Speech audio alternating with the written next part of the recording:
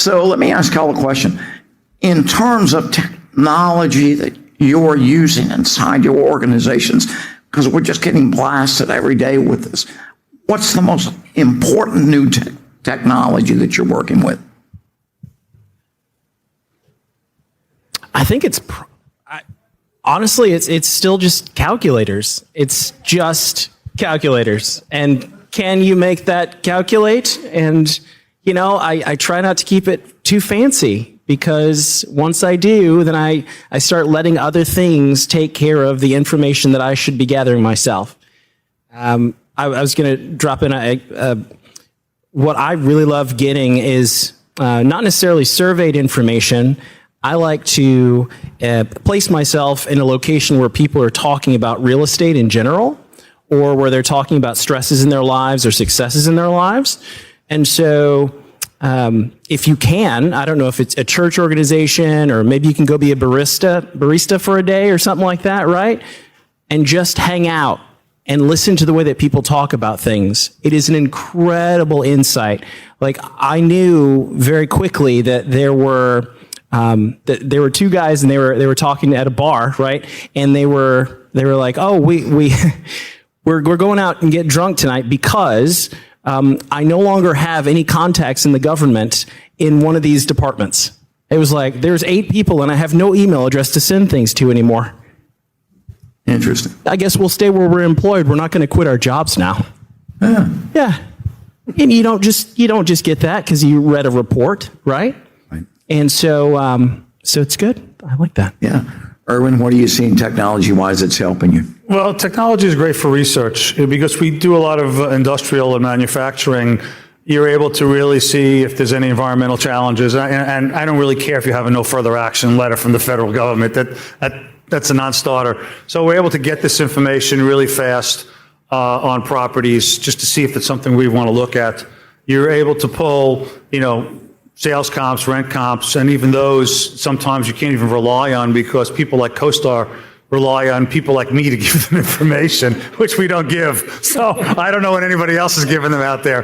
But I think a lot of what we do is really old-fashioned detective work. It's getting in the car, talking to the local realtor, talking to the leasing brokers, and we spend a lot of time actually talking to the tenants and the facilities managers, because we think that for them to know that they're stuck in the location because of their workforce or their suppliers or their customers is more important than any rent comp or sales comp out there. So technology is great if you're doing financial reporting, and then again, it's only as good as the person putting the information into the system. But a lot of real estate is relationship and face-to-face and boots on the ground. Makes a lot of sense. Jack, what are you seeing? You took the words right out of my mouth. I really think it is a human business at the end of the day. I think that, our team does extensive research and talks to a lot of people. And over the last 6 years, look, it's a smaller industry, right? We've been around for 6 years. We're one of the leaders in this space. So we're typically a broker's first call. We have contacts in all the different markets that we're in. That helps us a lot because, being able to talk to people, kind of like what they've said, that goes a long way. You get to learn more about the tenant, about, each state, especially in our business, is very different, right? It's not federally legal, but it's legal in 41 states medically, and 38 recreationally. But every state is different, and each state government and legislation is different. So really being an expert on that and knowing what to look for in each state goes a long way. So yeah, we can use, Google and all the other online tools for research, but at the end of the day, it's really talking to people and just learning. Yeah, relationship based. Matt? Yeah, technology, it's a mixed bag. With the exception of like maybe spreadsheets to explain things to investors or clients, the data you get online relating to title issues or environmental issues is really a toss-up on whether it's valuable at all.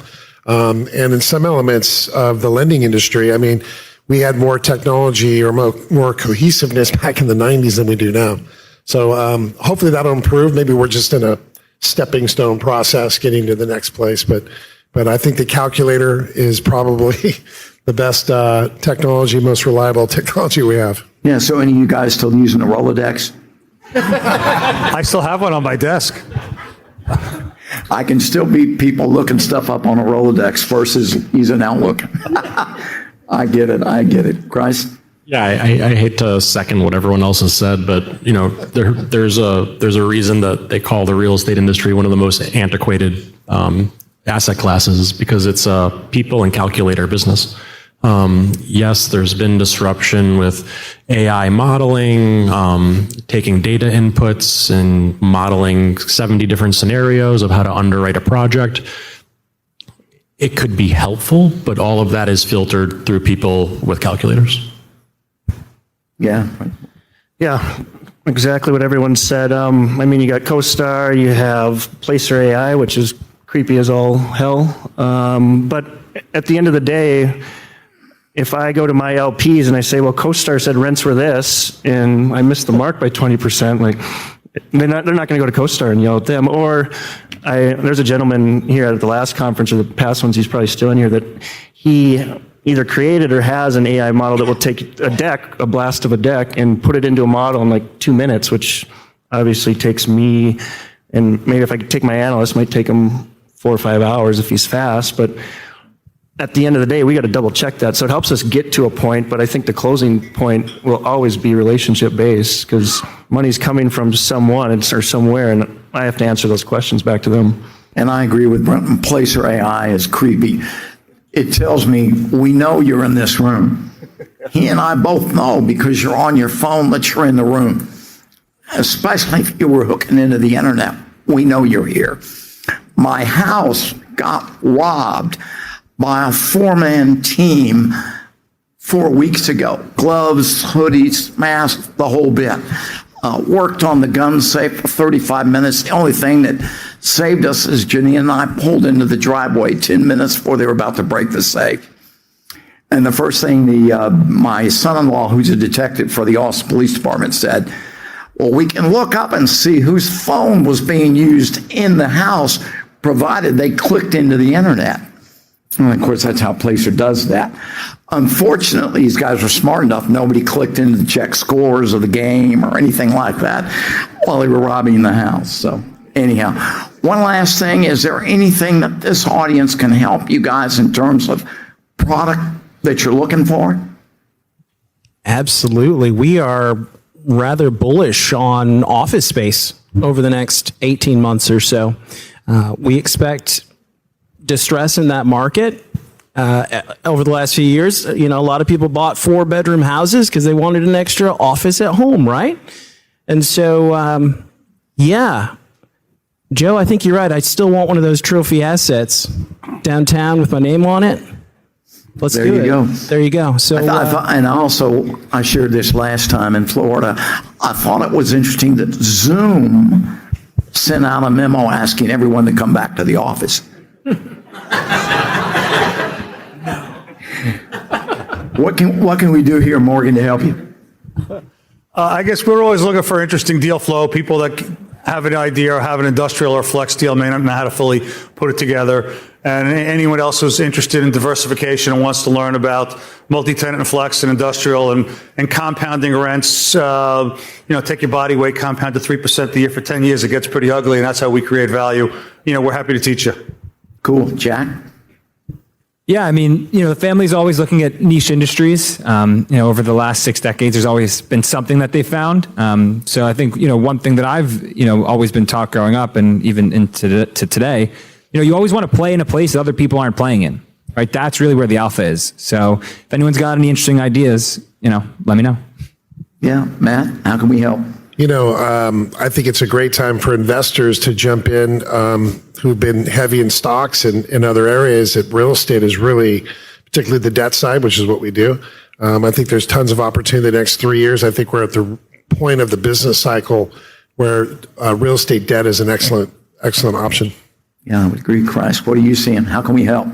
I'm always looking for new developer partners on the institutional side, and always looking for additional equity partners, both in the high net worth, ultra high net worth, family office, and RIA space. Cool. Brenton? We're always looking for, obviously, construction deals. We're very opportunistic on that side, but JV and co-GP, where either people got over their skis or they got a great deal and they need a big brother to come in with their balance sheet. in the construction in the southwest area. And opportunistic, we're building a couple of school districts out in Dallas. We have 90 acres up in Hutto, Texas. We actually own and operate a low-level reentry facility for parolees called New Freedom in Phoenix. And last time in Miami, we met a group that we're talking about a JV to expand that process. So we're kind of, I don't want to say all over the place, but with the right partner and their skills, we'd love to partner with them. But I'd also like to say, every time you go on a meeting or something, instead of asking, what can I grab from you? My first thought is, how can I help you? After the initial pleasantries, how can I help you? Because my network's over here, Joe's, you're probably over here with that. But somehow I've found the more you give and the more you can get people to get deals done, the more it comes back to you. Yeah, karma's a good thing. Gentlemen, thank you so much. Thank you, Joe.